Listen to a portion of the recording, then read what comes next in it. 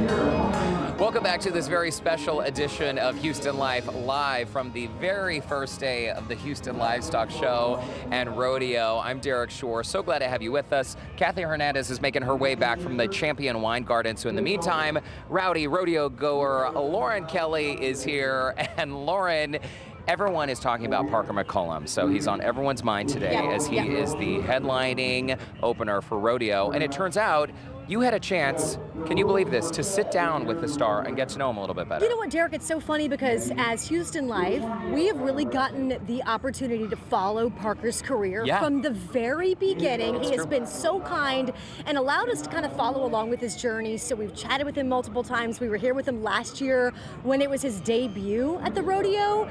But now he invited me to his family's home in Conroe and we got to chat. We had such a great time.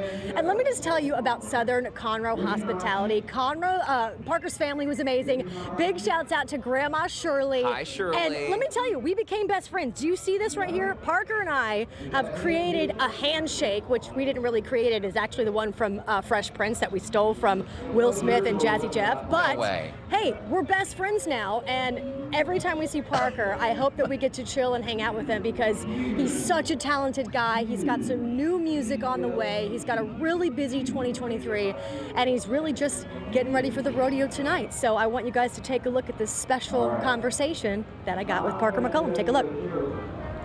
Well, last year, it was a hell of a year for Parker McCollum, who made his debut at Rodeo Houston. But guess what? Now he is back, and we are in Conroe with the man himself, who's going to be opening up Rodeo Houston.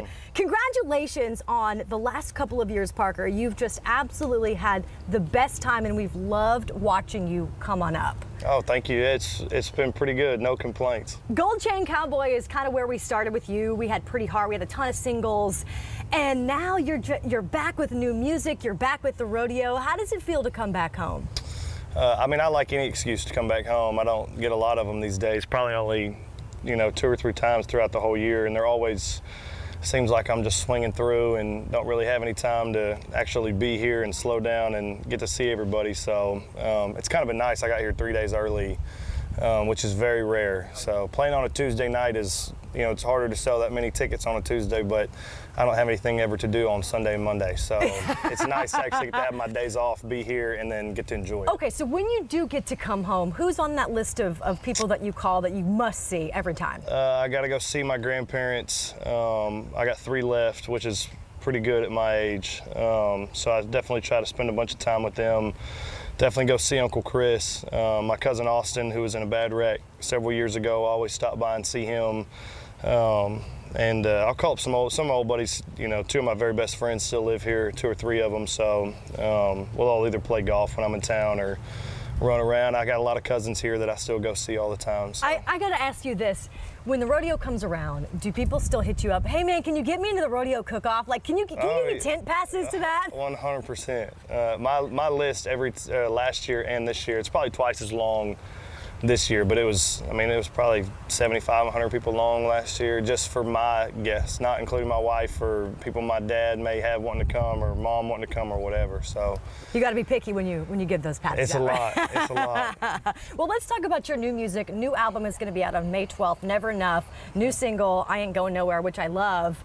How many songs do you kind of write throughout the year and then put towards one album? Typically, if the song has, or if the record has, 12 songs, I probably only wrote 12 songs. But this time, I really kind of dug in a little more. I probably wrote 20 songs and cut 15 of them.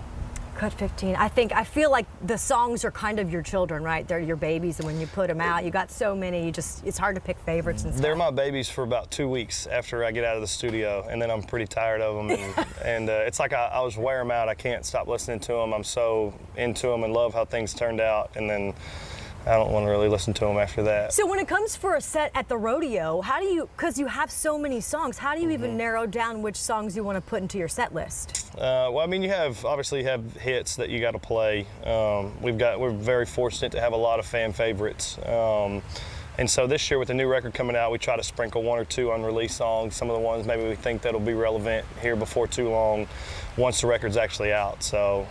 And then some good beer drinking songs for the rodeo. I actually don't I've never written a beer drinking song. In fact, I said beer on this record for the first time in 4 studio albums ever. Did it feel good? I was a little skeptical of Okay. it seems kind of generic and overdone a little bit, so I've always tried to stay away from that. And then I wrote a song called Hurricane with David Lee Murphy on this record, and we're actually going to play it at the rodeo.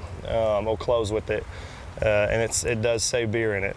That's awesome. We'll be looking forward to it. All right, so what else is on your list for 2023? I mean, you're starting it off with a bang, opening up Rodeo Houston. What else you got? You know, we've been on tour this whole month. The rodeo is actually the last show of this tour, and then we have a month off, and we're back on it till October, end of October. So a lot of that, we're playing Stagecoach. We're on tour with Morgan Wallen for 10 shows. I think we do 2 or 3 with Eric Church.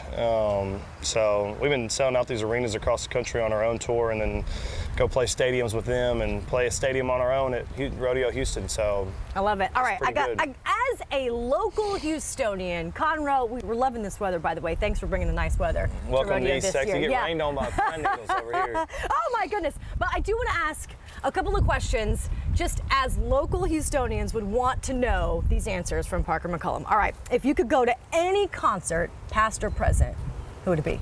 Of all time? Of all time. Man, of all time, I would probably like to see,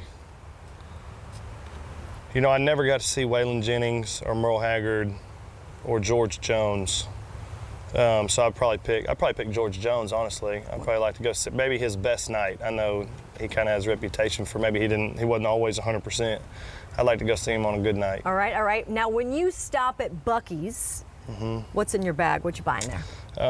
You know, lately, I guess it really depends. I'm going through there in the morning. I certainly get a breakfast taco or 2. I'm not a stranger to the icy machine. I love the options on flavors that they have there.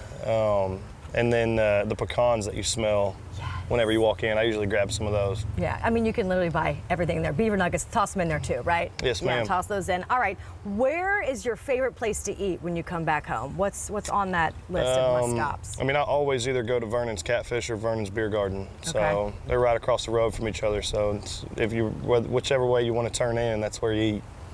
If mom is sending you a care package when you're on the road, what's in it? I don't think my mom's ever sent me a care package on the road. You know, nowadays we're living pretty good on the road, so it's very rare that we are out there without something that we don't need. Yeah, you could just favor it on your phone, right? Just pretend that mom sent it that way. Yes, ma'am. All right, and aside from your mom, your wife, your grandparents, your family, who's the coolest person in your phone? Oh man. Pat Mahomes, probably. Yeah. He's pretty cool. Peyton Manning. I've been very blessed and very lucky to get to meet some people that are 100 million times more famous than I am. So it's pretty cool. Well, you are a superstar. We love you here in town. Parker McCollum, thank you so much. We can't wait for your show at Rodeo Houston, and we just hope that you keep coming back and representing Houston so well. It's going to be a great night. Yes, ma'am. Thank you. Right. What a great chat, Lauren Kelly. Thank you so much for that. And you know, last year when I spoke with Parker, I remember asking him about what it was like to get that very first phone call from the Houston Livestock Show and Rodeo, asking him to perform. And it is so great. Fast forward, as Lauren mentioned, we have watched him grow up. We have watched his career progress, and it is so exciting. We are so proud that the one and only Parker McCollum will be the opening headliner for tonight's rodeo. So we are very much looking forward to his performance tonight.